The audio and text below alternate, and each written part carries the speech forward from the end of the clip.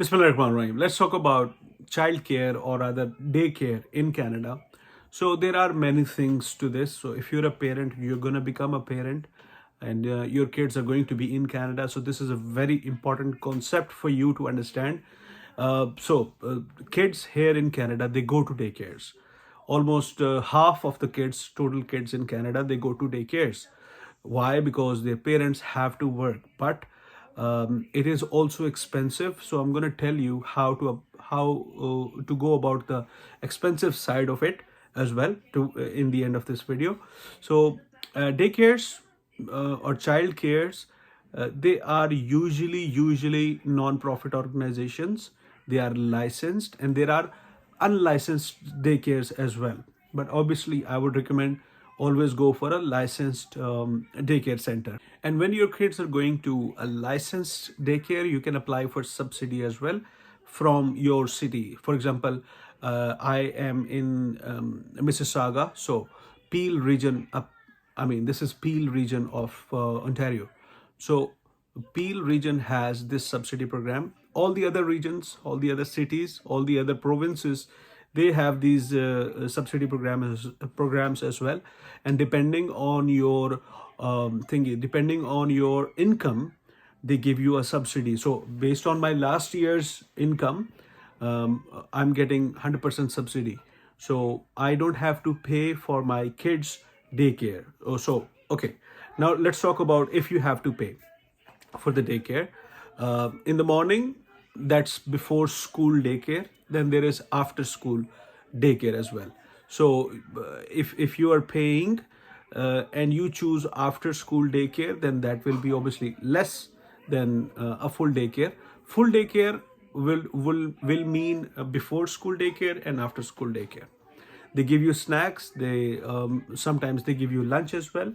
And this is important to understand that 6 years or younger kids, they will have lesser fees. Just to give you an idea, there's a daycare around my house. We asked for the prices. My son was younger than 6 years at that time, and his daily expense would have been $10 per day. Okay, they give you pick and drop from the school as well at an added cost. And for the kids who are above 6 years, you have to pay more. So for my daughter, it was $20. So it's almost double the amount for my kids. It could be different depending on each daycare. But what we preferred was there was a daycare in the school where my kids were studying. So they didn't have to leave the school building to go to any other daycare center. The school had a daycare as well. Now there's this organization called YMCA. If you've heard the song as well, YMCA. If you've heard the song, that's the organization. They have multiple daycares around Canada, around USA as well, I believe. So YMCA has a daycare inside the school where my kids are studying. So both my son and my daughter, they go to that daycare, and before school and after school, both. The daycares are not open on weekends or on public holidays. Okay, but at that time, obviously, you get off from your work as well. You don't have to go to your office on a weekend or on a public statutory holiday. Okay, so daycares are not there, and you be with the kids.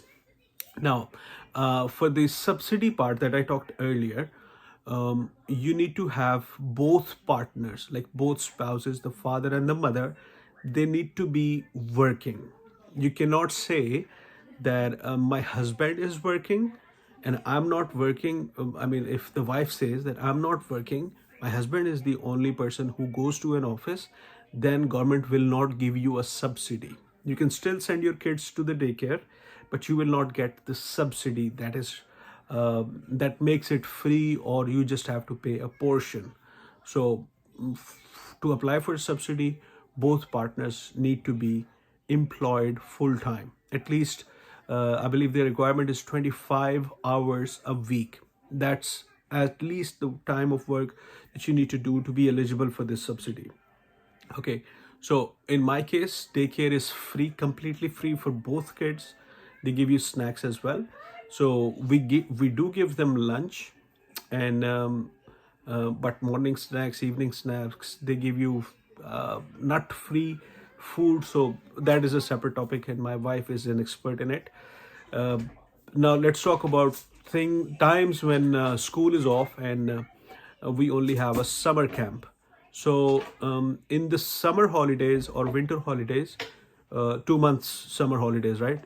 August and July, which just passed. Now kids are back to school. So what happens is, in those 2 months, schools are closed, but the daycares, they are still functional, and you can still send your kids to the daycares, and you can still have the subsidy for that as well. But what you need to do is you need to book in advance, because these summer camps, they are different. They're different than the routine daycare. Your kids can go for the cooking classes. Amna, come here. So in Cooksville, you went to that YMCA, right? Did you have cooking classes and swimming classes over there? You can speak. Yes. And then in that Square One YMCA where you went on the Burnham Thorpe Road, there you had swimming and beach days. Did you learn anything as well? Again, cooking. So they cook pizzas and they cook brownies and cookies, and they bring those things home as well. Cup. Cupcakes as well, yeah. And they learned sewing as well, right? There was a sewing class Yeah. with the thread and stuff. Yeah. So they keep on playing in those daycares. Do you study anything as well in a daycare? Yes. What do you study?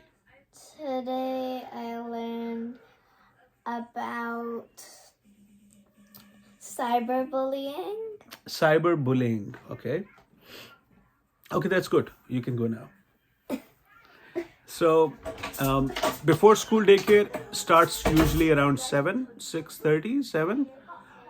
And you can, I mean, in my case, what I have to do is I have to drop off kids at least 20 minutes before their school time. So those 20 minutes, they have a choice to stand outside the school door, because in my kids' school, you don't really go inside the school until the school time starts. So you have to stand outside. So I don't feel safe leaving kids on their own, with other kids of course, but not before the school time. I don't feel safe, right? So I leave them in the daycare, which is in the school building, and when the school bell rings, they go to their classes from the daycare just by walking inside the school, right?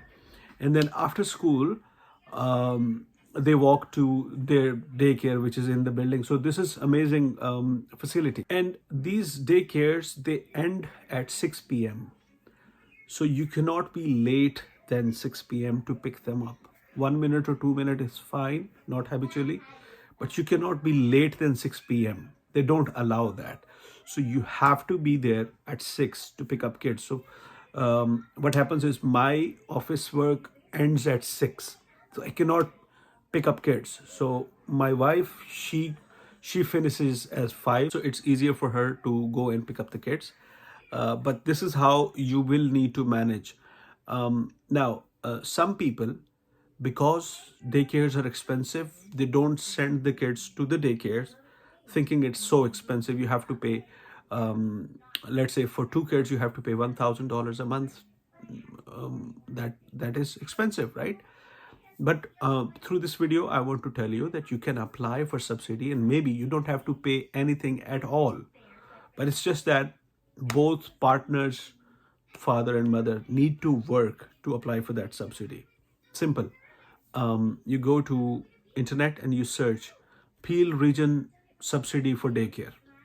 That's what I did. That's how we applied for it.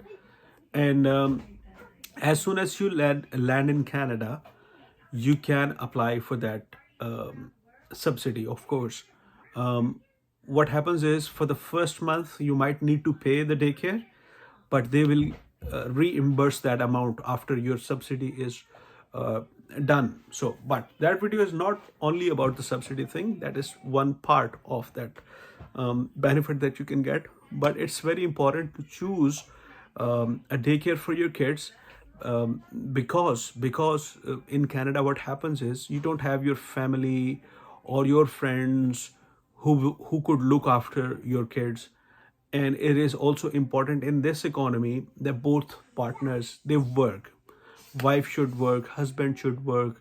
So this is how this country works. So it is important to understand the concept of daycare.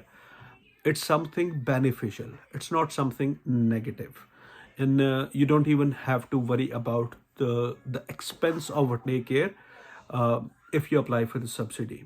Okay. And once your income level increases, the subsidy will obviously decrease. But mostly for the new immigrants, last year's income in their home country is obviously going to be very less according to the Canadian dollar value. So you're going to get probably a full subsidy, and they keep a close check on it. So I would always go for a subsidy. I will always go for a daycare that is inside the school building. I wouldn't want the kids to go outside the school building for a daycare. But even if you have to do that, it's still safe. They send their own bus. Like, I have this private daycare called Mini School, and they send their bus with their driver. They go to the school, and then kids come out of the school and get in that bus, and that bus takes them to that daycare. So it's actually convenient. It's not really difficult. But I would obviously prefer a school with a daycare in it. And I was lucky enough to reside beside a school that has a daycare in it. Now, last thing in this video is, not every daycare has a spot for your kids. So when we arrived, this YMCA daycare inside our school didn't have a spot for the morning or for the evening, not for the full day. So we asked for after school daycare. They said that we only have a spot for Monday, Tuesday, Wednesday, not for Thursday and Friday. We said, okay, let's go with it. So it's important to get hooked up with a service instead of waiting for the right movement or the right opportunity. Why? Because after they had some available spots, they gave preference to us because we were already in their program. Okay, so don't feel left out. Just go with the spot or the slot that you're getting. You will be given priority on the later date when they will be having full opening for any given situation. Okay, so daycare is one thing. School, I can make another video about schools and stuff. But trust me, I was talking to a friend of mine. He's spending $532 a month for their child's daycare. And daycares here, they start from even if your baby is months old, you can send them to daycare. You get 1 year maternity leave here as well if you have a newborn. You don't really have to send your kid to the daycare even when they're 2-3 months old. You don't have to do that because you got maternity leave. You're getting paid still. And this subsidy thing, the child care subsidy, what happens is, if you get unemployed, if I lose my job, then it will not mean that I will lose the subsidy as well. They'll give me 6 months to look for a job, and when I will find a job, I'll send them my pay stubs, my employment letter, and the subsidy will be there. Okay, they take away the subsidy basically when one of the partners is unemployed and not looking for work. So that's the problem. Okay. So yeah, with these words, this is Alif Takhar, and I'm hoping this video was helpful for you and great things are coming your way.